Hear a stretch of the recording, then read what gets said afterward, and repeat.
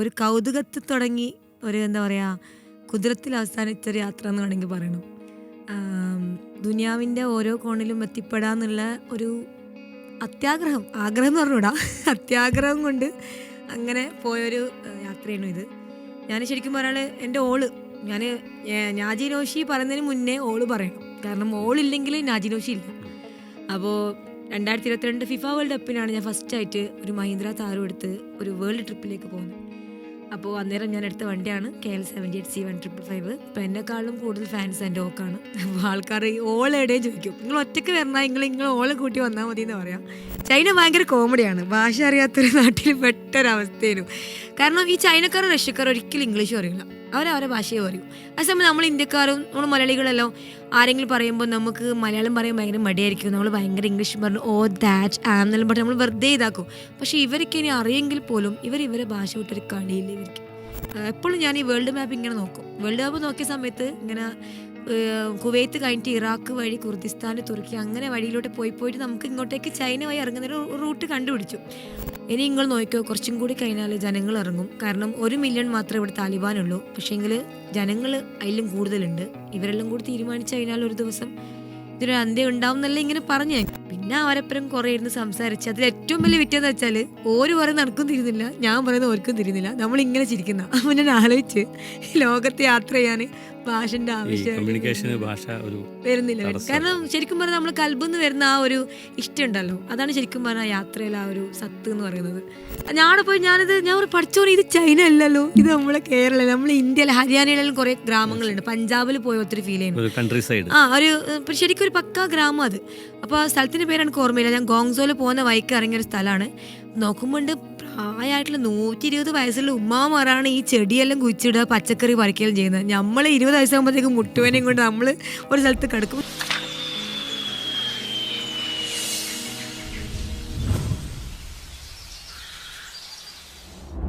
Travellers കഫേയിൽ ഇന്ന് വളരെ വ്യത്യസ്തയായ ഒരു അതിഥിയാണ് നമ്മളോടൊപ്പം ഉള്ളത്. 23 രാജ്യങ്ങൾ ഒരൊറ്റ വാഹനത്തിൽ കറങ്ങി അവസാനം നാട്ടിൽ തിരിച്ചെത്തിയിരിക്കുകയാണ് മാഹി സ്വദേശിനിയായ നാജി നൗഷി. നാജിയെ പ്രത്യേകമായി പരിചയപ്പെടുത്തേണ്ടെന്നൊരാവശ്യമില്ല. സോഷ്യൽ മീഡിയയിലൂടെ നമ്മളധികം കണ്ട് പരിചയിച്ച, പല രാജ്യങ്ങളിലൂടെ സഞ്ചരിച്ച് അവിടെയുള്ള വിവരങ്ങൾ നമുക്ക് കൈമാറിയ ഒരു യഥാർത്ഥ സഞ്ചാരിയാണ് നാജി നൗഷി. നമസ്കാരം. നമസ്കാരം. സ്വാഗതം ട്രാവലേഴ്സ് കഫേയിലേക്ക്. നന്ദി, താങ്ക് യു. ഓക്കെ, ഓള് എന്ന ഒരു വണ്ടിയുമായി യാത്ര തിരിച്ച് ഇപ്പോൾ 23 രാജ്യങ്ങളും കഴിഞ്ഞ് 17 മാസത്തെ സഞ്ചാരം പൂർത്തിയാക്കി നമ്മുടെ നാട്ടിലെത്തിയിരിക്കുകയാണ്. അൽഹംദുലില്ലാ. എങ്ങനെയായിരുന്നു ആ നീണ്ട യാത്രയുടെ ഒരു തുടക്കം? അത് വലിയൊരു കഥയാണ്. ശരിക്കും പറഞ്ഞാൽ ഒരു കൗതുകത്തിൽ തുടങ്ങി ഒരു എന്താ പറയുക കുതിരത്തിൽ അവസാനിച്ചൊരു യാത്ര എന്ന് വേണമെങ്കിൽ പറയണം. ദുനിയാവിൻ്റെ ഓരോ കോണിലും എത്തിപ്പെടാന്നുള്ള ഒരു ആഗ്രഹം എന്ന് പറഞ്ഞൂടാ, അത്യാഗ്രഹം കൊണ്ട് അങ്ങനെ പോയൊരു യാത്രയാണ് ഇത്. ഞാൻ ശരിക്കും പറഞ്ഞാൽ എൻ്റെ ഞാൻ നാജിനോഷി പറയുന്നതിന് മുന്നേ പറയണം. കാരണം ഓളില്ലെങ്കിൽ നാജിനോഷി ഇല്ല. അപ്പോൾ 2022 ഫിഫ വേൾഡ് കപ്പിനാണ് ഞാൻ ഫസ്റ്റായിട്ട് ഒരു മഹീന്ദ്ര താരം എടുത്ത് ഒരു വേൾഡ് ട്രിപ്പിലേക്ക് പോകുന്നത്. അപ്പോൾ അന്നേരം ഞാൻ എടുത്ത വണ്ടിയാണ് KL 78C1555. ഇപ്പം എന്നെക്കാളും കൂടുതൽ ഫാൻസ് എൻ്റെ ഓക്കാണ്. അപ്പോൾ ആൾക്കാർ ഓളെവിടെയും ചോദിക്കും, നിങ്ങൾ ഒറ്റയ്ക്ക് വരണ നിങ്ങൾ ഓളെ കൂട്ടി വന്നാൽ മതി എന്ന് പറയാം. അങ്ങനെ ഫിഫ 2022 ഒക്ടോബറിൽ ഞാൻ തുടങ്ങി. പിന്നെ അതിൽ ഏകദേശം സൗദി, ബഹ്റൈൻ, അതുപോലെ തന്നെ ഖത്തർ, UAE, അതാണ് ഒമാൻ, ആ ഒരു സ്ഥലങ്ങൾ കവർ ചെയ്തിട്ടാണ് അങ്ങോട്ട് പോകുന്നത്. അപ്പോൾ അത് കഴിഞ്ഞ സമയത്ത് പിന്നെ ആനന്ദ് മഹീന്ദ്രന്ന് വിളിച്ചിട്ട് വണ്ടി ദുബായിൽ വെച്ച് തിരിച്ചിവിടെ വന്നിട്ട് ഇവരൊരു വണ്ടി തന്നു. അങ്ങനെ അത് കഴിഞ്ഞ് വീണ്ടും തിരിച്ചു പോയിട്ട് ഈ യാത്ര തുടങ്ങാൻ കാരണം 2024 ഈ വണ്ടി തിരിച്ചു ഇതേ കൊണ്ടുവരണം, ഇതിൻ്റെ സമയം കഴിയാനായി. അപ്പോൾ നോക്കിയ സമയത്ത് ഷിപ്പിന് ഏകദേശം ഒരു 6 ലക്ഷം റുപ്യ പറഞ്ഞു. കയ്യിൽ 5 പൈസയിൽ എടുത്ത് കൊടുക്കാനും. അപ്പോൾ ഞാൻ വിചാരിച്ച് രണ്ടും കളിപ്പിച്ച് അങ്ങ് ഇറങ്ങാമെന്ന് പറഞ്ഞിട്ട് 1 മാസം കുത്തിയിരുന്ന് കുറേ സ്പോൺസേഴ്സിനെ വിളിച്ചു നോക്കി. ആരും ഒന്നും ഒരു പോസിറ്റീവ് തന്നിട്ടില്ല. അങ്ങനെ ഞാൻ ഇരുന്നൊരു റൂട്ട് ഉണ്ടാക്കി. എപ്പോഴും ഞാൻ ഈ വേൾഡ് മാപ്പ് ഇങ്ങനെ നോക്കും. വേൾഡ് മാപ്പ് നോക്കിയ സമയത്ത് ഇങ്ങനെ കുവൈത്ത് കഴിഞ്ഞിട്ട് ഇറാഖ് വഴി കുർദിസ്ഥാൻ തുർക്കി അങ്ങനെ വഴിയിലോട്ട് പോയിട്ട് നമുക്ക് ഇങ്ങോട്ടേക്ക് ചൈന വഴി ഇറങ്ങുന്നൊരു റൂട്ട് കണ്ടുപിടിച്ചു. അത് പല സ്ഥലത്തേക്ക് ഇങ്ങനെ അങ്ങോട്ട് പോകും. പക്ഷേ ഞാൻ 23 രാജ്യങ്ങളാണ് അന്നേരം കണ്ടത്. അങ്ങനെ തവക്കൽ തൊലല്ലാന്ന് പറഞ്ഞിട്ട് 2024 സെപ്റ്റംബർ 9 ഒരു കാർ എക്സ്പേർട്ട് ഉണ്ട് ദുബായിൽ. അവിടെ വണ്ടിൻ്റെ എല്ലാം അധികം ആൾക്കും അറിയാം, വണ്ടിൻ്റെ എല്ലാം ചെയ്യുന്ന ഒരാളാണ്. ഓന് പകുതി അറബും പകുതി പാകിസ്ഥാനും അങ്ങനെ മിക്സിലൊരാളാണ്. അപ്പോൾ മൂപ്പരാണ് എൻ്റെ ട്രിപ്പിൻ്റെ ഫ്ലാഗ് ഓഫ് ചെയ്തത്. അങ്ങനെ 2024 സെപ്റ്റംബർ 9 ഓളയും കൊണ്ട് ഒരു 200 ദിർഹംസിൽ തുടങ്ങിയ യാത്രയാണിത്. അങ്ങനെ ഇപ്പോൾ 23 രാജ്യങ്ങൾ, 87,000 കിലോമീറ്ററുകൾ, 17 മാസം കഴിഞ്ഞ് ഇപ്പോൾ ഇതാ മീഡിയ വണ്ണിൻ്റെ ട്രാവലേഴ്സ് കഫേയിൽ വന്നിരിക്കുന്നു.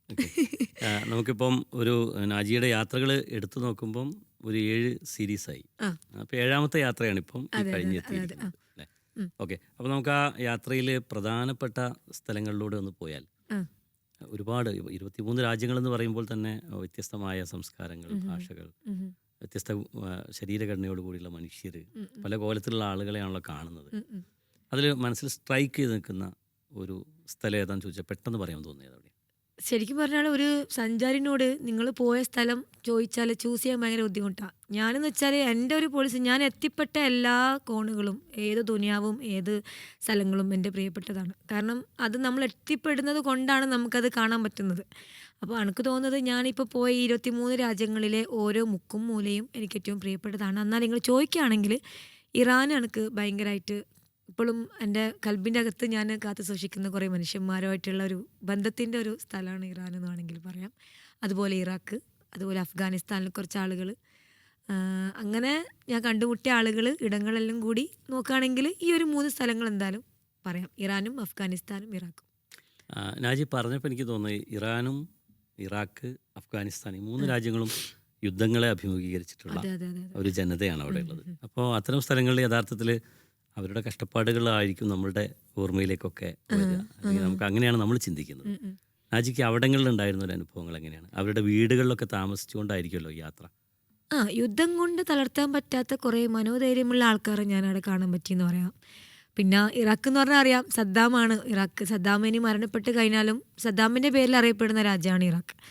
അപ്പോൾ ഒന്നുമില്ലാതിരുന്ന ഒരു ഇറാഖിനെ എണ്ണപ്പണത്തിലൂടെ കൊണ്ടുവന്ന ഒരാളാണ്. പിന്നെ ഈ പറഞ്ഞ പോലെ അമേരിക്ക എന്ന് പറയുന്നത് എല്ലാ സ്ഥലത്തും ലോക പോലീസായി ചമ്മന്ന് പറയാം. നമ്മളെ നാടൻ ഭാഷയിൽ പറഞ്ഞാൽ അടിയുണ്ടാക്കുക, കിൽപ്പിത്തിരി ഉണ്ടാക്കുന്നൊരു സംഭവമാണല്ലോ. പക്ഷെ ഞാൻ കുവൈത്തിൽ പോയ സമയത്ത് കുവൈത്തികൾക്ക്, പിന്നെ ഞാൻ ഇറാഖിൽ പോയ തീരെ ഇഷ്ടമാണ്. എനിക്ക് കുറേ കുവൈത്തി ഫ്രണ്ട്സ് ഉണ്ട്. ഞാൻ പോയ എല്ലാ രാജ്യത്തും എനിക്ക് ലോക്കൽ ഫ്രണ്ട്സ് ഉണ്ട്. അപ്പോൾ അതിലേറ്റവും കൂടുതൽ ഖത്തറികൾ, കുവൈത്തികൾ, സൗദികളെല്ലാം ഉണ്ട്. കുവൈത്തികൾ എന്നോട് ഇങ്ങനെ, നിങ്ങളെന്തിനാണ് ഇറാഖിൽ പോയത്, നിങ്ങളെന്തിനാണ് സദ്ദാമിൻ്റെ അടുത്ത് പോയത്? ഞാൻ പറഞ്ഞു അങ്ങനെയല്ല, ഒരു ട്രാവൽ ചെയ്യുന്ന ആളെല്ലാം അടുത്ത് പോകണമല്ലോ. അവർ നമ്മൾ ഫൈലാക്ക് നശിപ്പിച്ചറിയോ, അവർ നമ്മൾ കുവൈറ്റ് നശിപ്പിച്ചറിയോ? ഞാൻ പറഞ്ഞു ശരിയാണ്, ഞാൻ ആരെയും പിന്നെ എന്താണ് പ്രൈസും ചെയ്യുന്നില്ല, പിന്നെ ആരെയും ഇത് ഇകത്തൊന്നുമില്ല, ഓരോരാൾക്കും ഓരോരായിട്ടുള്ള ഇതുണ്ടല്ലോ എന്ന് പറയും. അപ്പോൾ കുവൈത്ത് പോയ സമയത്താണ് ഞാൻ ഫൈലാക്ക് ഐലൻഡ് പോകുന്നത്. പിന്നെ അവിടെ വെച്ചിട്ടാണ് ആ ഒരു ദ്വീപ് എന്താ പറയുക ഫുള്ളും അങ്ങനെ പൊട്ടി അടിച്ച് തൂഫാനായി. ഒന്നുമില്ല ഇപ്പോൾ ആ സ്ഥലം കാണാൻ. പക്ഷേ ഗവൺമെൻറ് ഇതുവരെ അതിനെ റിനോവേഷൻ ചെയ്തിട്ടില്ല. എനിക്ക് തോന്നുന്നത് അവർ ആ ഒരു കറുത്ത ഓർമ്മകൾ ഇപ്പോഴും വെക്കുക എന്നുള്ളൊരു അങ്ങനെ വെച്ചിട്ടുള്ളത്.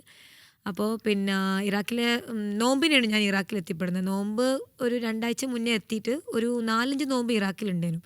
അപ്പോൾ ഞാൻ വണ്ടി നിർത്തിയിട്ട് ഞാൻ മെല്ലനെ ഒരു ജ്യൂസ് എടുത്ത് ഒരു ഷോപ്പിൽ പോയി ഒരു ബന്നു പോലത്തെ സാധനം, അന്നേരം ഒന്നും ഭക്ഷണം കഴിക്കാനൊന്നുമില്ല കേട്ടോ, ബന്നു വാങ്ങിച്ച് ഞാൻ ഇങ്ങനെ നോമ്പ് ബാങ്ക് കൊടുത്തേമ്പാടും ഇങ്ങനെ ഒരു 2 ഈത്തപ്പഴം ഉണ്ടായിരുന്നു. സൗദികൾ കുറേ ഈത്തപ്പഴം തന്നെ. ആ ഈത്തപ്പഴവും ആ ഒരു വെള്ളവും ഞാൻ കുടിക്കുന്നേരം ഒരാൾ വന്നിട്ട് എന്നോട് ഇങ്ങനെ ഡോർ മുട്ടി, അസ്സലാമു അലൈക്കും. വലൈക്കും അസ്സലാം. പിന്നെ മൂപ്പരെന്തോ അറബിയിൽ പറയണം, കുറച്ചേ മനസ്സിലാക്കുള്ളൂ. വീട്ടിലേക്ക് വിളിക്കുന്ന ഞാൻ പറഞ്ഞു ഞാൻ വരാമെന്ന് പറഞ്ഞിട്ട് ഞാൻ ആ ഒരു ഈത്തപ്പഴം അവിടെ കടിച്ചിട്ട് വണ്ടിയിൽ ഇറങ്ങിപ്പോയി നോക്കുമ്പോൾ അവർ ഈ ആടിനെ മേയ്ക്കുന്ന ആൾക്കാരാണ്. അപ്പോൾ ഓരോ വീട് എന്ന് പറഞ്ഞാൽ സാധാ ഒരു ഷെൽട്ടറാണ്. ആ ഷെൽട്ടറിൻ്റെ ഉള്ളിലാണ് 4 ഫാമിലികളുള്ളത്. അപ്പോൾ അന്ന് അവർ പിന്നെ നോമ്പ് തുറന്ന് കുറച്ച് സാധനങ്ങൾ, ഒരു ഷോർബ പോലത്തെ ഒരു സാധനം, പിന്നെ ഒരു ചോറ്, ഇതാണ് അവരുടെ ഭക്ഷണം. പിന്നെ അവരെപ്പുറം കുറേ ഇരുന്ന് സംസാരിച്ച് അതിൽ ഏറ്റവും വലിയ വിറ്റെന്ന് വെച്ചാൽ ഓര് പറയുന്നത് നടക്കും തിരിയുന്നില്ല, ഞാൻ പറയുന്നത് ഓർക്കും തിരിയുന്നില്ല, നമ്മളിങ്ങനെ ചിരിക്കുന്ന. അപ്പോൾ ഞാൻ ആലോചിച്ച് ലോകത്ത് യാത്ര ചെയ്യാൻ ഭാഷൻ്റെ ആവശ്യം വരുന്നില്ല. കാരണം ശരിക്കും പറഞ്ഞാൽ നമ്മൾ കൽബിന്ന് വരുന്ന ആ ഒരു ഇഷ്ടം ഉണ്ടല്ലോ, അതാണ് ശരിക്കും പറഞ്ഞാൽ യാത്രയിൽ ആ ഒരു സത്ത് എന്ന് പറയുന്നത്. പിന്നെ എനിക്ക് തോന്നി ഇനി ഇവിടെ ഇങ്ങനെ ആണെങ്കിൽ ഇനി അങ്ങോട്ടേക്ക് അണക്കുമല്ലോ, കുഴപ്പമുണ്ടാവില്ല. അങ്ങനത്തെ കുറേ അനുഭവങ്ങൾ. കാരണം നിങ്ങളിപ്പോൾ മുജീബൊക്കെ ചോദിക്കുമ്പോൾ എനിക്ക് എല്ലാം അങ്ങനെ ഓർമ്മിച്ചെടുക്കാൻ പറ്റൂല. എനിക്ക് എന്നെ സംബന്ധിച്ചിടത്തോളം യാത്ര എന്ന് പറഞ്ഞാൽ നമ്മൾ പോയ സ്ഥലങ്ങളല്ല, ഞാൻ കണ്ടുമുട്ടിയ മനുഷ്യന്മാരാണ് എൻ്റെ യാത്രേൻ്റെ ഭാഗങ്ങൾ. അപ്പോൾ അവരെക്കുറിച്ച് മാത്രമേ എനിക്ക് പറയാനുള്ളൂ. അല്ലാണ്ട് സാധാ ഒരു വലിയ ടവറിൻ്റെ ഫ്രണ്ടിൽ പോയി 2 ഫോട്ടോ എടുക്കുക, സെൽഫി എടുക്കുക, അതല്ല യാത്ര. എൻ്റെ യാത്രകൾ ഞാൻ ഭയങ്കരമായിട്ട് പ്രൈവസി കൊടുത്ത് ചെയ്യുന്നതാണ്. അതിൽ കിട്ടുന്ന സമയത്ത് എന്തെങ്കിലും 100% യാത്രകൾ 2% മാത്രം ഞാൻ സോഷ്യൽ മീഡിയയിൽ പോസ്റ്റ് ചെയ്യുന്നുള്ളൂ. ബാക്കി ഞാൻ കണ്ട് നേരിട്ടറിഞ്ഞ് എനിക്ക് എക്സ്പീരിയൻസ് ചെയ്യാനുള്ള കുറച്ച് സാധനങ്ങളായിട്ടാണ് കാണുന്നത്. അപ്പോൾ ഇറാഖിലൊരു നല്ലൊരു അനുഭവം, അതുപോലെ തന്നെ ഇറാനിലും. അങ്ങനെ ഓരോ നാട്ടിൽ ഈ പറയുന്ന പോലെ കുറേ ആളുമായിട്ട് അവരെ വീട്ടിൽ നിൽക്കാൻ പറ്റി, അവരെ പിന്നെ കല്യാണത്തിന് കൂടാൻ പറ്റി, അങ്ങനെ കുറേ അനുഭവങ്ങൾ കടന്നുകൂടിയ ഇത്. അപ്പം ആ ഒരു ചോദ്യത്തിന് ഉത്തരം ഇറാനും അഫ്ഗാനും ഇറാഖും. ഓക്കെ, ഏറ്റവും പ്രിയപ്പെട്ട നാജി പറഞ്ഞതിൽ പ്രധാനപ്പെട്ട ഒരു കാര്യം, നമ്മൾ എവിടെ പോകുന്നു, എന്ത് കാണുന്നു എന്നതിനപ്പുറം നമ്മൾ അവിടെ കാണുന്ന മനുഷ്യർ, അതെ അതെ അവരുടെ ജീവിതാനുഭവങ്ങൾ, അവർ നമുക്ക് തരുന്ന എക്സ്പീരിയൻസുകൾ, ഇതൊക്കെ വളരെ പ്രധാനമാണ്. ഈ പറഞ്ഞ ഓരോ സ്ഥലങ്ങളിലും ഇപ്പം ഇറാനിൽ അല്ലെങ്കിൽ ഇറാഖിലൊക്കെയുള്ള മനുഷ്യർ, അവരുടെ ഒരു പ്രത്യേകതയായിട്ട് ഓരോ സ്ഥലങ്ങളിലും എങ്ങനെയാണ് ഫീൽ ചെയ്തത്? അതോ അതിപ്പം പറഞ്ഞാലും നമ്മൾ ലക്ഷദ്വീപിലെ മനുഷ്യന്മാരെ കൊണ്ട് പറഞ്ഞ പോലെയാണ് ഈ പറയുന്ന ഈ ഇറാനിലെയും അഫ്ഗാനിലെയും ഇറാഖിലെ ആൾക്കാർ. Welcoming mood. ഓ ഭയങ്കരമാണ്. അവർക്ക് ഇനി ഒരു വീട്ടിൽ തിന്നാൻ ഉണ്ടാക്കാൻ ഒരു സാധനം ഇല്ലെങ്കിൽ കൂടി അവരെ നമ്മൾ വിളിക്കും. നമ്മളൊരു പച്ചവെള്ളം കുടിച്ചാൽ അവർക്ക് സന്തോഷമാണ്. അപ്പോൾ അങ്ങനെ എനിക്ക് തോന്നുന്നത് വെച്ചാൽ മനുഷ്യന്മാരിപ്പം വേഷത്തിലോ അല്ലെങ്കിൽ അവരങ്ങനെ ഇപ്പം നിങ്ങൾ ഹിന്ദു ആണെങ്കിലും മുസ്ലിം ആണെങ്കിലും ക്രിസ്ത്യൻ ആണെങ്കിലും അവരെ അത് ചോദിക്കൂല. അവർ നിങ്ങളെന്ന ആളെ മാത്രമേ കാണുന്നുള്ളൂ. അപ്പോൾ അത് എനിക്ക് തോന്നുന്നത് ഒരാളെ പിന്നെ വീട്ടിലേക്ക് വിളിക്കാൻ അവർക്ക് വേറെ ഒരു ക്വാളിഫിക്കേഷനും വേണ്ട. നിങ്ങളൊരു മനുഷ്യനാണോ, നിങ്ങളൊരു ഇൻസാണോ, നിങ്ങൾ എൻ്റെ പുറക്കേക്കുക, അങ്ങനെ വിളിച്ച് കൂട്ടിക്കൊണ്ടുവന്ന ആൾക്കാരാണ്. അങ്ങനെ ഇറാൻ്റെ എല്ലാ കോണിലെ ആൾക്കാർ ഒരേ സെയിമാണ്. അവർക്ക് അങ്ങനെ വ്യത്യസ്ത കാര്യങ്ങളൊന്നുമില്ല. അപ്പോൾ ഇപ്പോഴും ഇനിയൊരു ചാൻസ് കിട്ടിയാൽ ഞാൻ വീണ്ടും പോകാൻ ആഗ്രഹിക്കുന്ന ഒരു സ്ഥലം ഇറാൻ തന്നെയാണ്. ഇറാനിലെ മനുഷ്യന്മാർ എൻ്റെ കൽബിൻ്റെ ഉള്ളിൽ എന്താ പറയുക കയറിക്കൂടി എന്ന് വേണമെങ്കിൽ പറയാം. ഇന്ത്യയിലെ കാശ്മീർ പോലെ നമ്മളെ ലക്ഷദ്വീപ് പോലത്തെ ആൾക്കാരാണ് ഇറാനിലും ഇറാഖിലും അഫ്ഗാനിലും ഉള്ളത്. ഓക്കെ, ഒറ്റയ്ക്ക് ഒരു സ്ത്രീ യാത്ര ചെയ്യുന്നു, വണ്ടി ഓടിച്ച് അങ്ങനെ പോകുന്നു. ഇറാനെ കുറിച്ചും അതുപോലെ തന്നെ അഫ്ഗാനെ കുറിച്ചുമൊക്കെയുള്ള പൊതുവായ ഒരു കാഴ്ചപ്പാട്, സ്ത്രീകൾക്ക് അവിടെ ചില പരിമിതികളുണ്ട്, അവിടെയുള്ള സഞ്ചാരികളായ സ്ത്രീകളോടുള്ള അവരുടെ പെരുമാറ്റം നാജിക്ക് അനുഭവപ്പെട്ടത് എങ്ങനെയൊക്കെയാണ്? ഓരോ ഇതാണ്. ഇപ്പം ഇറാഖ് എന്ന് പറഞ്ഞാൽ അവിടെ തട്ട് ഇടുന്ന ആൾക്കാരുണ്ട്. കുർദിസ്ഥാനിൽ പോയി കഴിഞ്ഞാൽ തട്ട് ഇടാത്ത ആൾക്കാർ കാണാൻ പറ്റും. ഭയങ്കര ഫാഷനായിട്ടുള്ള മുസ്ലിംസുകളുണ്ട്. പക്ഷേ ഇറാഖ് വരെ എന്താ പറയണ്ട ഒരു അറബ് ടച്ചുള്ളത് കൊണ്ട് അവർ വീണ്ടും തട്ടിട്ട് നടക്കുന്നുണ്ട്. പക്ഷേ ഇതിലൊന്നും ഇറാനിലാണെങ്കിൽ നിങ്ങൾ നോക്കുകയാണെങ്കിൽ ഇപ്പം കുറച്ച് എനിക്കൊന്നൊരു ആയത്തുള്ള കമ്പനിക്ക് ശേഷം ഒരു 10 കൊല്ലം മുന്നേ ഒരു റെവല്യൂഷൻ നടന്നിട്ടുണ്ടായിരുന്നു. അപ്പോൾ കുറേ പെണ്ണുങ്ങൾ ഇഷ്ടപ്പെടുന്ന ആൾ തട്ടിടാം ഇല്ലെങ്കിൽ വേണ്ട അങ്ങനെയെല്ലാം കുറേ ഇത് വന്നു. ഞാൻ പോയ സമയത്ത് എത്രയോ ആൾക്കാർ തട്ടൊന്നും ഇടാണ്ട് അവരുടെ രീതിയിൽ അവർ ചെയ്യുന്നുണ്ട്. അതാർക്കും വിലക്കൊന്നുമില്ല. പക്ഷേ ഈ ഇറാഖ് പോലെയും ഇറാന് പോലെയും അല്ല അഫ്ഗാനിസ്ഥാൻ വേറൊരു മൂഡാണ്. ആ നാട് ഇപ്പോഴും എനിക്ക് തോന്നുന്നത് ഏതോ ഒരു ലോകത്താണ് ജീവിക്കുന്നത്. അതായത് ഒരു ഇരുണ്ട ഭൂഖണ്ഡം എന്ന് നമ്മൾ പറയുന്ന പോലെ ഒരു ഇരുണ്ട രാജ്യമാണ് അഫ്ഗാനിസ്ഥാൻ. താലിബാൻ 4 കൊല്ലമായിട്ട് ഭരിക്കുന്നത് കൊണ്ട് തന്നെ അവിടുത്തെ പെണ്ണുങ്ങൾ ഇപ്പോഴും പുറലോകം കാണുന്നില്ല. അവരിൽ 4 കൊല്ലം മുന്നേ പഠിച്ചിറങ്ങിയ കുറേ കുട്ടികളുണ്ട്. അവർക്ക് പുതിയ വിദ്യാഭ്യാസ സാധ്യതകളില്ല. അവർക്ക് ഒരു ജോലി എടുക്കാൻ പറ്റില്ല. പിന്നെ ആ സമയത്തുള്ള ടീച്ചേഴ്സിനും ഡോക്ടേഴ്സിനും പണി കിട്ടും. എങ്ങനെയെന്ന് വെച്ചാൽ അവർ പെണ്ണുങ്ങളെ മാത്രം ചികിത്സിക്കുക, പെണ്ണുങ്ങളെ മാത്രം പഠിപ്പിക്കുക. അതാണ് താലിബാൻ്റെ റൂള്. അപ്പോൾ ഞാൻ പോയ വീടുകളിലെല്ലാം പെണ്ണുങ്ങൾക്ക് പറഞ്ഞ് കരയാനേ നേരമുള്ളൂ. അതിനോട് പറയുന്ന നമ്മൾക്ക് ഇങ്ങനെ അവിടെ പോകണം ഇവിടെ പോകണം, പക്ഷെ നമുക്കൊന്നും ചെയ്യാൻ പറ്റുന്നില്ല. കുറേ ആൾക്ക് മൈഗ്രേറ്റ് ചെയ്യണം. പക്ഷേങ്കിൽ ലോകത്ത് തീരെ വാല്യൂ ഇല്ലാത്തൊരു പാസ്പോർട്ടാണ് അഫ്ഗാൻ പാസ്പോർട്ട്. അതുപോലെ ഇവർക്കിപ്പോൾ നമ്മളൊരു ഇന്ത്യക്കാരാകുമ്പോൾ നമുക്ക് ഒരു 5,000 രൂപയ്ക്ക് ഒരു വിസ കിട്ടുമെങ്കിൽ ഇവർക്ക് 2 ലക്ഷം കൊടുത്താലാണ് ഓരോ വിസ കിട്ടുക. അത്രക്കും ഇവരെ ഇതിലാണ് അവർ നിൽക്കുന്നത്. അപ്പോൾ അഫ്ഗാൻ വെച്ച് നോക്കുമ്പം ഇറാനും ഇറാഖും ഒന്നുമല്ല എന്ന് എനിക്ക് തോന്നുന്നു. അഫ്ഗാനാണ് ഇതുവരെ അങ്ങനത്തെ ഒരു രാജ്യം ഞാൻ കണ്ടിട്ടില്ല. ഇപ്പോൾ നാജി പോകുന്ന സമയത്ത് താലിബാൻ പോലീസിൻ്റെ ഒക്കെ കൂടെ വ്ളോഗ് ചെയ്യുന്നുണ്ടായിരുന്നു, സെൽഫിയൊക്കെ എടുത്തിട്ട്. അങ്ങനെ അവിടെ ഉള്ള ഉദ്യോഗസ്ഥരും അതുപോലെയുള്ള ആളുകളൊക്കെ കണ്ടു. അതുപോലെ തന്നെ അവിടെയുള്ള സ്ത്രീകളൊക്കെ ആയിട്ട് അവിടെ വീടുകളിൽ ഉള്ള സ്ത്രീകൾ അവിടെ പോയി താമസിക്കുമ്പോൾ സ്വാഭാവികമായിട്ടും അവരൊക്കെ ആയിട്ടുള്ള ഒരു എക്സ്പീരിയൻസ് എങ്ങനെയായിരുന്നു?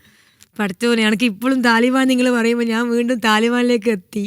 അത് വല്ലാത്തൊരു ഇതായിരുന്നു. ഞാൻ ഷാഹത്ത് തലുമ്പോൾ ചല്ലിക്കില്ലാന്ന് മാത്രമേ ഉള്ളൂ. ഇവർ വന്നിട്ട് ചോദിക്കുമ്പോൾ ഉള്ളിൽ കുറച്ച് പേടിയുണ്ട്, പക്ഷെ ഞാൻ പുറത്ത് കാണിക്കുകയില്ല. പിന്നെ ഇവർക്ക് ഹിന്ദി അറിയാം, എനിക്കും ഹിന്ദി അറിയാം, പക്ഷെ ഞാൻ ഹിന്ദി അറിയില്ല. ഹിന്ദി പറഞ്ഞപ്പെട്ട് അപ്പം ഞാൻ അണക്കറിന്ന് കണ്ട് ഇംഗ്ലീഷിലും വെച്ചിട്ട് yes I am come from India can I go എന്ന് പറഞ്ഞിട്ട് ഇങ്ങനെ വെറുതെ അടിച്ചുവിടും. അപ്പോൾ അവർ കൂടുതൽ ചോദ്യങ്ങളുണ്ടാവില്ല. ഞാൻ ഹിന്ദി പറഞ്ഞിട്ടുണ്ട്, അവർ നിങ്ങൾ എഴുതാ എന്താ ഇങ്ങനെ ചോദിക്കും. ഞാൻ അഫ്ഗാനിസ്ഥാൻ കയറുമ്പോൾ ഫസ്റ്റ് അത് ചെയ്തറിയാം, എൻ്റെ ഇൻസ്റ്റാഗ്രാമിൽ പറിച്ചടി അല്ലെങ്കിൽ അവർക്ക് എന്നെ ശരിക്കും മനസ്സിലാവും. അടിച്ച് നിങ്ങൾ ബ്ലോഗറാണോ? ഞാൻ കാത്തിബാണ് ഞാൻ എഴുതുന്ന ആളാന്ന് തൊട്ട് മെല്ലനും ഊരും. അങ്ങനത്തെ എല്ലാം കുറേ അനുഭവങ്ങൾ. അപ്പോൾ പക്ഷെ നമ്മൾ ഫേസ് കണ്ടാൽ നമ്മൾ എന്താ പറയുക നമുക്ക് പേടിയുണ്ടോയെന്ന് അവർക്ക് മനസ്സിലാവും. എനിക്ക് ശരിക്കും പേടിയൊന്നും ഇല്ല കേട്ടോ. പേടി ഉണ്ടെങ്കിൽ ഇതിന് പോകില്ലല്ലോ. നമ്മളൊരു ആലുംപുറ ഇങ്ങനെ പോവാണ്, അതിൻ്റെ ഇടയ്ക്ക് കുറേ ആൾക്കാർ കാണുന്നത്, കുറേ സ്ഥലത്ത് പോകുന്നത്, അത്രയേ ഉള്ളൂ. അപ്പോൾ ഇവർക്ക് തന്നെ ഒരു വണ്ടി എടുത്തൊരു ലേഡി കഴിഞ്ഞാൽ തീരെ അംഗീകരിക്കാൻ പറ്റൂല. കാരണം ഇത് അവിടുത്തെ പെണ്ണുങ്ങൾക്ക് സ്വാതന്ത്ര്യമില്ല, അവർ പുറത്തിറങ്ങുന്നില്ല. പുറത്തിറങ്ങും, ബാസാറിൽ പോയിട്ട് 100 മീറ്റർ അപ്പുറത്തുള്ള പീടികയിൽ പോയിട്ട് ഉരുളക്കിഴങ്ങും പച്ചക്കറിയും വാങ്ങാനുള്ള സ്വാതന്ത്ര്യം മാത്രമാണ് താലിബാനോട് കൊടുക്കുന്നുള്ളൂ. പക്ഷേ വേറൊരു കാര്യം, അഫ്ഗാനിസ്ഥാനിൽ ഏതൊരു പെണ്ണിനും രാത്രി പുറത്തിറങ്ങി നടന്നാൽ പോലും ഒരാൾ പോലും ഒന്നും ചെയ്യൂല, സേഫ്റ്റിയാണ്. ആഴ്ച 2 ദിവസം ഞാൻ താലിബാൻ്റെ കൂടെയാണ് ക്യാമ്പ് ചെയ്തത്. അത് ഭയങ്കര രസമാണ്. ഞാനന്ന് രാത്രി പിന്നെ ഇവരെ ഈ എന്താ പറയുക ബോർഡർ ക്രോസ് ചെയ്യുമ്പം ഞാൻ ചോദിച്ചു, അതായത് താലിബാൻ്റെ ഉള്ളിൽ ഓരോ പ്രൊവിൻസ് ക്രോസ് ചെയ്യുമ്പോൾ 10 കിലോമീറ്റർ വെച്ചിട്ട് ഇവരെ ഇതുണ്ടാവും, തോക്കും പിടിച്ചിട്ട് ഒരാൾക്കാർ നമ്മൾ ചെക്ക് ചെയ്യും, ഇങ്ങനെ പേപ്പർ കൊടുക്കുക വാങ്ങുക ഇതെല്ലാം എടുത്ത് പോക്കി. അങ്ങനെ പിന്നെ ഞാൻ പറഞ്ഞു ഞാൻ ഇന്ന് ഇവിടെ ക്യാമ്പ് ചെയ്യട്ടെ. അപ്പോൾ അയാൾ പറഞ്ഞു നിങ്ങളെ ഇവിടെ നിർത്തിക്കോ, പിന്നെ ആരും ഭക്ഷണം കൊണ്ട് തരിക, നിസ്കരിക്കാനുള്ള സൗകര്യമാക്കി തരാം. അവസാനം അവരെൻ്റെ വണ്ടി കണ്ട്. അപ്പോൾ എന്നോട് വെച്ച് ഖുറാൻ കണ്ടപ്പോൾ പറഞ്ഞ് അറിയോ മുസ്ലിം? ഞാൻ പറഞ്ഞു ആ മുസ്ലിമാണ്. എന്നാൽ പിന്നെ നിങ്ങൾ ഖുറാൻ ഓത്.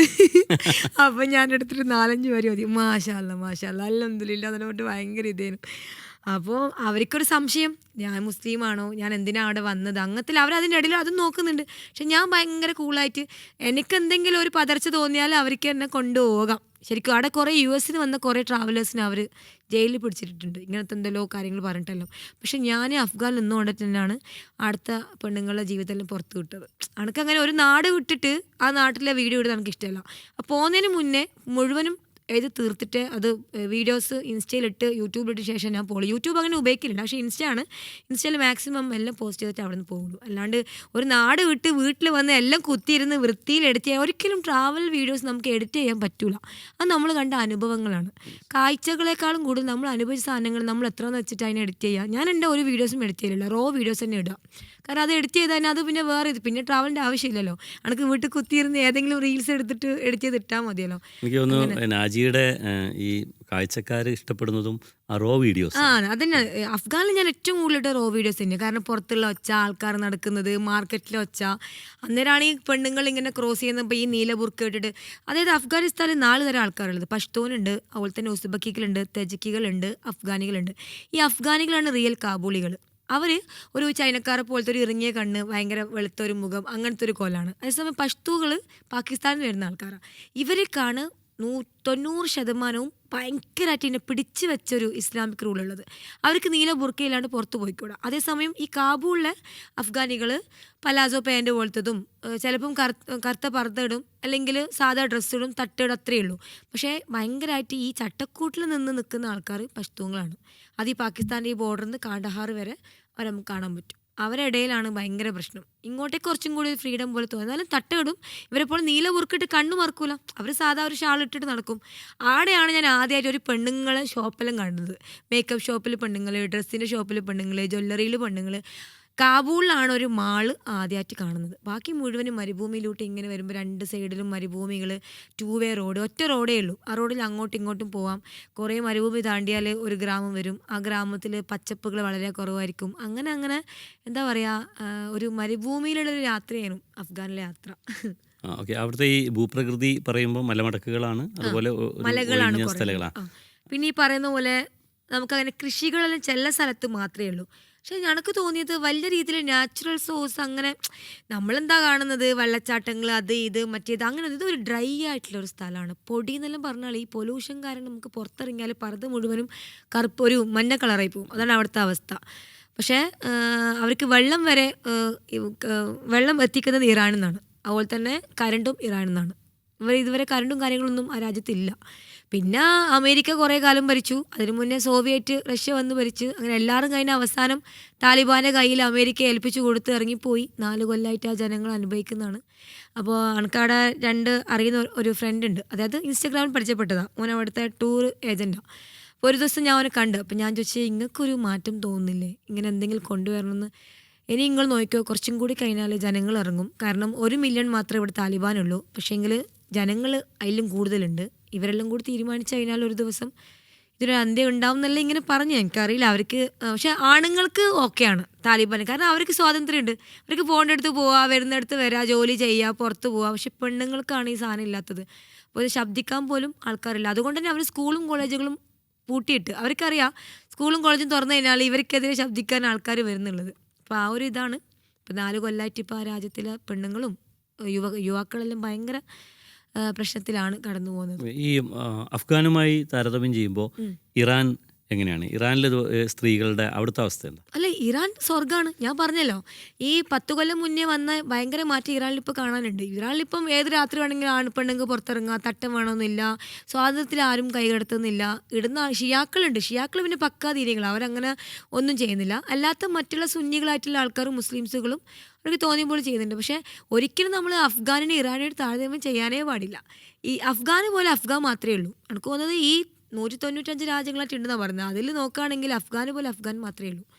ആടെ ഉർന്ന് പറഞ്ഞിട്ടൊരു ഗ്രാമമുണ്ട്. ആ ഗ്രാമത്തിൽ 9 വയസ്സുള്ള പെൺകുട്ടിനെ കല്യാണം കഴിക്കുന്ന 45 50 വയസ്സുള്ള ആണുങ്ങളാണ്.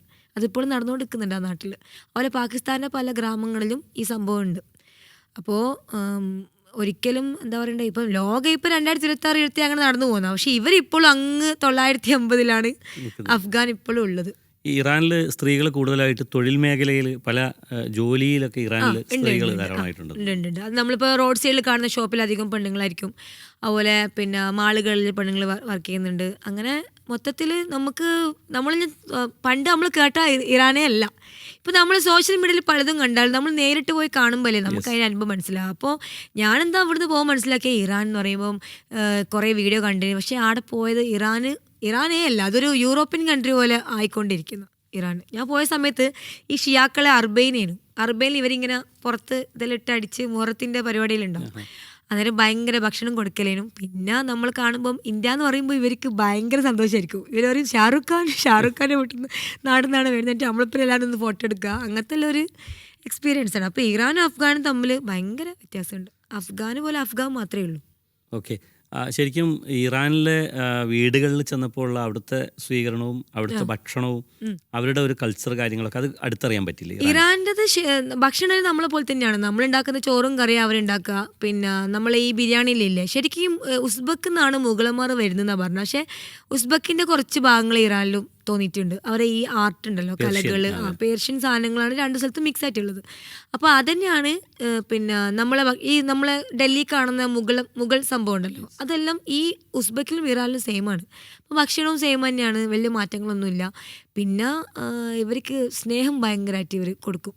ഒരു ഇറാനിൻ്റെ വീട്ടിൽ പോയാൽ വീണ്ടും നമുക്ക് പോകാൻ തോന്നും. അതാണ് അവരും നമ്മളുള്ള ഒരു കണക്ഷന്. അപ്പോൾ അത് പറഞ്ഞറിയിക്കാൻ പറ്റാത്തൊരു വല്ലാത്തൊരു ഈ അഫ്ഗാൻ അവിടുത്തെ ആളുകൾ മാത്രമല്ല, അവിടുത്തെ ഭൂപ്രകൃതിയും കുറച്ച് ഡ്രൈ ആണ്. പക്ഷേ ഇറാനിലേക്ക് വരുമ്പോൾ അതിൽ വലിയ മാറ്റം വരുന്നില്ല. ഇറാന് ഒരു ലോകശക്തി, നമ്മളൊരു ലോകശക്തി ചൈനയാണ് റഷ്യയാണെന്ന് പറയുമ്പോൾ ഈ രണ്ട് രാജ്യത്തിൻ്റെ കൂടെ എടുത്തു വെക്കാൻ പറ്റിയ ഒരു രാജ്യമാണ് ഇറാൻ. ശക്തിയിൽ നമ്മളെ ഇന്ത്യ 10, 11, 9 ആ ഒരു സ്ഥാനത്ത് നമ്മളും ഉണ്ട്. പക്ഷേ ഇറാന് ഒരു യുദ്ധം കൊണ്ടൊന്നും തകർക്കാൻ പറ്റുന്ന ഒരു രാജ്യമല്ലാന്ന് നടത്തിയപ്പോൾ എനിക്ക് മനസ്സിലായി. പിന്നെ നമ്മൾ പോകുന്ന വഴിയിലുള്ള ഇവർ ആണവ ഇതുണ്ടല്ലോ, അതെല്ലാം നമുക്ക് കുറച്ച് ദൂരത്തുനിന്ന് കാണാൻ പറ്റും. അവിടെ റെസ്ട്രിക്ഷൻ ഉണ്ടെങ്കിലും പിന്നെ നമ്മൾ വണ്ടിയെടുത്ത് പോകുമ്പോൾ പോലീസുകാർ അവിടേക്ക് ഇറങ്ങി പോകണ്ടെന്ന് പറയും. ഇങ്ങനെ കണ്ടോ, പക്ഷെ അങ്ങോട്ടേക്ക് ഇറങ്ങി പോകണ്ടെന്ന് പറയും. കാരണം അതിന് ചുറ്റിലും എത്രയോ മൈൽസ് അവരിങ്ങനെ ആ ഒരു സാധനം അതിൻ്റെ എഫക്റ്റ് ഉണ്ടാവും ആ ഭാഗത്ത്.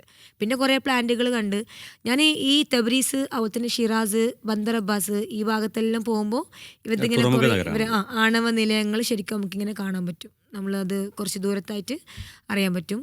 പിന്നെ ബന്ദർ അബ്ബാസിലാണ് ഏറ്റവും ഫേമസ് ആയിട്ടുള്ള ഹോർമുസ് ഉള്ളത്. അത് ലോകത്തിലേക്ക് എണ്ണ കൊണ്ടുവന്നത് ഇറാനെന്നാണ്. അപ്പം അതാണ് അവർ യുദ്ധം വന്നപ്പോൾ അത് അടച്ചിട്ടിപ്പം ലോകത്ത് ഫുള്ളും ഭയങ്കര പ്രശ്നമായില്ലേ, എണ്ണ കിട്ടാണ്ട് കുറേ ഇതായി. അപ്പോൾ പിന്നെ എല്ലാവർക്കും മനസ്സിലായി ഇറാൻ തൊട്ടാൽ ഒന്നും നടക്കൂല എന്നുള്ളത്. അപ്പോൾ ഹോർമുസെല്ലാം കണ്ടപ്പോൾ ശരിക്കും ആ ഒരു യുദ്ധവും രോമാഞ്ചിഫിക്കേഷനും ആയത്തുള്ള കമ്പനിയും ആ ഒരു എന്താ പറയുക സ്റ്റാറും അതെല്ലാം കൂടി ഇങ്ങ് വന്ന്. അല്ലെങ്കിലും ലോകം എപ്പോഴും നിൽക്കുക വേട്ട ചെയ്യുന്ന ആളെ കൂടെ അല്ലല്ലോ, വേട്ടയാടപ്പെടുന്ന ജനങ്ങളുടെ കൂടെയാണ്. ഇപ്പോൾ ഫലസ്തീൻ നോക്കുകയാണെങ്കിൽ ആൾക്കാർ അങ്ങനെ നിൽക്കുക. അപ്പം ഇറാനെ സംബന്ധിച്ചിടത്തോളം ഇറാനൊന്നും ചെയ്യുന്നില്ല. ഇറാൻ അങ്ങ് പോയി ആക്രമിക്കുമ്പോൾ അതേതൊരാളും തിരിച്ച് ചെയ്യുന്ന പ്രതിരോധം അത്രമാത്രമേ അവർ ചെയ്യുന്നുള്ളൂ. പക്ഷേ ആ ഒരു 10 ദിവസത്തെ യുദ്ധം കൊണ്ടൊന്നും ഇറാൻ്റെ 1% പോലും ഒന്നും ആയിട്ടില്ല എന്നാണ് ആടെ വന്നപ്പോൾ മനസ്സിലാക്കാൻ പറ്റുന്നത്. നാജി നേരത്തെ കൂടുതൽ വാചാലയായത് ഒരു പക്ഷേ ചൈനയെ കുറിച്ചായിരിക്കും. ചൈന ധാരാളം അനുഭവങ്ങൾ തന്ന ചൈന ഭയങ്കര കോമഡിയാണ്. ഭാഷ അറിയാത്തൊരു നാട്ടിൽ പെട്ടൊരവസ്ഥയിലും. കാരണം ഈ ചൈനക്കാരും റഷ്യക്കാരും ഒരിക്കലും ഇംഗ്ലീഷ് അറിയില്ല, അവരവരെ ഭാഷയെ പറയൂ.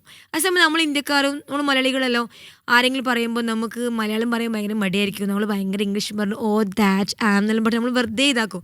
പക്ഷേ ഇവർക്ക് ഇനി അറിയെങ്കിൽ പോലും ഇവരെ ഭാഷ വിട്ടൊരു കളിയില്ല. ഇവരെ ഭാഷ 100% പറയാം. അതുകൊണ്ട് തന്നെ ഒരു പമ്പിൽ പോയിട്ട് നമ്മൾ എണ്ണൊക്കെ ചോദിച്ചാൽ ഇവരെ ഭാഷയിൽ ഇങ്ങോട്ടേക്ക് പറയാം. അപ്പം ഗൂഗിൾ ട്രാൻസ്ലേറ്റ് എടുക്കും, അതെടുത്താൽ അതിൽ മര്യാദയ്ക്ക് പറയൂല. ഇതിപ്പോൾ ഇതിൽ എഴുതിയത് ഞാൻ വായിച്ചു കൊടുക്കണ്ടേ, അതിൻ്റെ ഇംഗ്ലീഷ് ഭാഷ അത് ചാങ് ചോങ് ഷീ എന്നല്ല കാണാൻ. അപ്പോൾ അവരതിനെ ഞാനെന്താ വായിക്കുക, നമ്മൾ ഇംഗ്ലീഷ് കൂട്ടി വായിക്കും, പക്ഷെ അത് ശരിക്കും അങ്ങനെ വായിക്കുക, അത് അവരുടെ ഭാഷയിൽ വേറെയാണ്. ഒരു സ്ഥലത്ത് പോയിട്ട് എന്തോ തെറിയാ പറഞ്ഞത്, ഞാൻ വേറെന്തോ പറഞ്ഞത്. അപ്പോൾ അയാൾ പറഞ്ഞ് അവിടെ ഒരാൾ അയാളോട് പറഞ്ഞ് ഇത് ഇവിടുത്തെ ഏറ്റവും പച്ചത്തെറിയാ നിങ്ങൾ പറഞ്ഞ്. ഞാൻ എനിക്കറിയാത്തതുകൊണ്ടോ അങ്ങനെ കുറേ. പിന്നെ എല്ലാവർക്കും മനസ്സിലാവും, ഒരു ട്രാവൽ ചെയ്ത് വരുന്ന വണ്ടിയാകുമ്പം. പിന്നെ കുറേ ആൾക്കാരെ ഒന്ന് ഹെൽപ്പ് ചെയ്യും. പിന്നെ എല്ലായിടത്തും പോയിട്ട് ഞാൻ എന്താക്കും, പൈസ കൊടുക്കും, ഇങ്ങനെ കൈ കൊണ്ട് ഇങ്ങനെ ബബ ജബ ജബ ജബ കാണിക്കും, 92 എന്ന് കാണിച്ചു കൊടുക്കും, എന്നിട്ട് അടിച്ചിട്ട് പോകും. അങ്ങനെ ചെയ്യുക. ഈ അവിടെയുള്ള ആളുകൾ, അവിടെ ചൈനയിൽ ഇതുപോലെ വീടുകളിലോ അല്ലെങ്കിൽ ആളുകൾ ചൈനയിൽ ഭയങ്കര രസമായിരുന്നു. ചൈനയിൽ ഞാൻ പോയ സമയത്ത് ചൈന ഫുള്ളും ടോളുകളാണ്. അതായത് ഒരു 1000 കിലോമീറ്റർ ഓടണമെങ്കിൽ 10,000 രൂപ ടോൾ കൊടുക്കണം. ഭയങ്കര പൈസയാണ്. അത്രയ്ക്കും നല്ല ഇന്ത്യയിലത്തെ എക്സ്പ്രസ് ഹൈവേ പോലത്തെ റോഡുകളാണ് ചൈനയിലുള്ളത്. അപ്പോൾ അവിടുത്തെ ഒരു പ്രത്യേകത എന്ന് പറഞ്ഞാൽ പിന്നെ ടോളില്ലാത്ത റോഡിൽ നമുക്ക് ഓടിക്കാം, പക്ഷെ അത് കുറച്ച് മണിക്കൂർ എടുക്കണം. അപ്പം ഞാൻ വിചാരിച്ചു മതി, കുറേ ദിവസമായി ടോൾ ഓടുന്നതിന് ടോൾ തട്ടി ഒന്ന് ഇറങ്ങി നോക്കാം. ടോൾ ഇറങ്ങി നോക്കിയപ്പം കുറേ ഗ്രാമത്തിലൂടെയുള്ള, അത് പക്കാ നമ്മളെ കേരളം. എനിക്ക് ഞാടെ പോയി ഞാൻ പഠിച്ചോളൂ, ഇത് ചൈന അല്ലല്ലോ, ഇത് നമ്മളെ കേരളം, നമ്മൾ ഇന്ത്യയിലെ ഹരിയാനയിലെല്ലാം കുറേ ഗ്രാമങ്ങളുണ്ട്. പഞ്ചാബിൽ പോയ ഒത്തിരി ഫീൽ ചെയ്യുന്നു. ഒരു ശരിക്കും ഒരു പക്കാ ഗ്രാമം അത്. അപ്പോൾ ആ സ്ഥലത്തിൻ്റെ പേര് എനിക്ക് ഓർമ്മയില്ല. ഞാൻ ഗോങ്സോയിൽ പോകുന്ന വഴിക്ക് ഇറങ്ങിയൊരു സ്ഥലമാണ്. നോക്കുമ്പോണ്ട് പ്രായമായിട്ടുള്ള 120 വയസ്സുള്ള ഉമ്മാമാരാണ് ഈ ചെടിയെല്ലാം കുഴിച്ചിടുക, പച്ചക്കറി പറിക്കുകയും ചെയ്യുന്നത്. നമ്മൾ 20 വയസ്സാകുമ്പോഴത്തേക്കും മുട്ടുവേനയും കൊണ്ട് നമ്മൾ ഒരു സ്ഥലത്ത് കിടക്കും. പക്ഷേ ചൈനൻ്റെ ഏകദേശം 70-80% അവിടുത്തെ പ്രായമുള്ള ആൾക്കാർ, അവരെ ഒരു സിറ്റിസൺഷിപ്പിൽ വരുന്ന ആൾക്കാർ. ഇപ്പോഴാണ് യുവാക്കൾ വരാൻ തുടങ്ങിയിട്ടുള്ളത്. അപ്പോൾ ഒരു വീട് കണ്ടു. അപ്പോൾ ഞാൻ വണ്ടി നിർത്തി. അപ്പോൾ ഒരാളിങ്ങനെ ഈ തൂമ്പയും വെച്ചിട്ട് ഇങ്ങനെ, മറ്റേവർക്കൊരു തൊപ്പി ഉണ്ടല്ലോ, അതും വെച്ചിട്ട് മൂപ്പരിങ്ങനെ പോകുമ്പം ഞാൻ എല്ലായിടത്തും പോയിട്ട് ഇംഗ്ലീഷാണ് പറഞ്ഞു. ഞാൻ പറഞ്ഞ് can I come to your home, ഇവരോട് എന്ത് ഇംഗ്ലീഷ്. ഞാൻ പറഞ്ഞ് വെള്ളം. അപ്പോൾ അയാൾ പറഞ്ഞു ഓക്കെ വീട്ടിൽ വന്നു പറഞ്ഞു. അയാൾ പോയി നോക്കുമ്പോൾ പിന്നെ അയാൾ അതവിടെ വെച്ചിട്ട് അയാൾ പുറത്തു പോയി. അപ്പോൾ അയാൾ പറഞ്ഞ് അയാൾക്ക് തോന്നി അയാൾ പറഞ്ഞത് ഉള്ളിലൊരാളുണ്ടെന്ന് അയാൾ പറഞ്ഞത്. നോക്കുമ്പോൾ ഒരു പ്രായമുള്ള ഒരു മുത്തശ്ശി പുറത്ത് വന്ന് ഓരോ ഭാഷയിൽ ഇങ്ങനെ എന്തെല്ലോ പറഞ്ഞ് ആണ്. ഇത് മറ്റേ ഒരു ചൊല്ലുണ്ട്, മറ്റേ ഉരുള് പോയി മദ്ദളത്തിനോട് ഇത് എന്താ പറയുക പ്രശ്നം പറഞ്ഞ അവസ്ഥയാണ്. അവസാനം ഓരെന്തെല്ലോ പറഞ്ഞ് ഞാനും എന്തെല്ലോ പറഞ്ഞ്, രണ്ടും ഫോട്ടോ വീഡിയോ എടുത്തിട്ട് അവിടെ നിന്ന് ഇറങ്ങി വന്ന്. അങ്ങനത്തെ കുറേ അനുഭവങ്ങൾ ചൈനയിലുണ്ടായി. ഇപ്പോൾ നമുക്ക് ഈ ട്രാൻസ്ലേഷൻ ആപ്പുകളൊക്കെ ആണല്ലോ ചൈനയിൽ കാര്യമായിട്ട് ഉപയോഗിക്കുന്നത്. ഒരു ഉപകാരമില്ല. ട്രാൻസ്ലേറ്റ് എന്ന് വെറുതെ പറയാം. ട്രാൻസ്ലേറ്റ് ഒരു പരിധി, ഇപ്പോൾ ചാറ്റ് GPT തന്നെ ഒരു പരിധിയുണ്ട്. ഇപ്പോൾ നമ്മൾ ഇങ്ങനെ പറയൂലേ, ഞാൻ ഇന്നലെ പോകും, അതുപോലെയാണ് ട്രാൻസ്ലേറ്റിൻ്റെ പ്രശ്നം. അതിൽ നല്ല വ്യത്യാസമുണ്ട്. ഇപ്പം നമ്മൾ ആക്കി കൊടുത്താലും ഇവർ ഇങ്ങനെ ചോദിക്കൂ, ഇവർക്കത് ഇവരുടെ ഭാഷയിലേക്ക് ഇവർക്ക് ആക്കാൻ പറ്റൂല. അങ്ങനത്തെ ബുദ്ധിമുട്ടാണ്. പിന്നെ എല്ലായിടത്തും ആക്ഷനാണ്, ഇങ്ങനെ ആക്കുക അങ്ങനെ പിന്നെ ഞാൻ ആക്ഷൻ പഠിച്ചു. അത്രേ വേണ്ടിയുള്ളൂ. പിന്നെ കുറെ ആൾക്കാർക്ക് എന്താ ചിരിച്ച് നിന്ന് സംസാരിക്കാനൊന്നും ഇവിടെ ഭാഷേൻ്റെ ആവശ്യം വന്നിട്ടില്ല എന്ന് എനിക്ക് തോന്നുന്നത് അതേ സ്ഥലത്തും. ഓക്കെ. ഈ ചൈനയിലുള്ള യാത്രയിൽ സ്വാഭാവികമായിട്ട് നമുക്ക് കാണാം മനുഷ്യന്മാരെയാണ് നാജി എക്സ്പ്ലോർ ചെയ്യാൻ ശ്രമിച്ചത്. അപ്പോൾ ഈ മനുഷ്യാധ്വാനത്തിൻ്റെ അല്ലെങ്കിൽ പലതരം പണികൾ, കുടിൽ വ്യവസായങ്ങൾ, അങ്ങനെ മനുഷ്യർ മുഴുവനും നല്ല അധ്വാനശീലരാണല്ലോ. അങ്ങനെയുള്ള ആളുകളുടെ ഒരു മെഹനത്തിനെ എങ്ങനെയാണ് കണ്ടത്? അത് ഭയങ്കരമാണ്. അതിപ്പോൾ പിന്നെ ഗ്രാമങ്ങൾ ഉണ്ടാക്കിയെടുത്ത് കാണുമ്പോൾ തന്നെ നമുക്ക് എന്താണ് ചൈനയിലെ ആൾക്കാരെ മൈൻഡ് എന്ന് പറയാൻ പറ്റും. ഇപ്പോൾ തുർക്കിയിൽ പോയ സമയത്ത് തുർക്കിയിൽ 2 സൈഡിലും ഫുള്ളും കൃഷികളായിരിക്കും. അത് കുർദിസ്ഥാൻ്റെ ഇബ്രാഹിം ഖലീൽ ബോർഡർ മുതൽ നമ്മൾ ഇസ്തംബൂൾ എത്തുന്ന വരെ. ഇനി ഇസ്തംബൂളിൽ നിന്ന് വേറെ സ്ഥലത്തേക്ക് പോകുമ്പോൾ എല്ലാം ഈ ഹൈവേ 2 സ്ഥലത്തും ഇവർ കുറേ ഈ ഗോതമ്പ് മറിച്ച് ബാർലി എന്തെല്ലോ സാധനങ്ങൾ ഇങ്ങനെ ഉണ്ടാക്കിയിട്ട് കൃഷികൾ ഭയങ്കരമായിട്ട് കാണാൻ പറ്റും.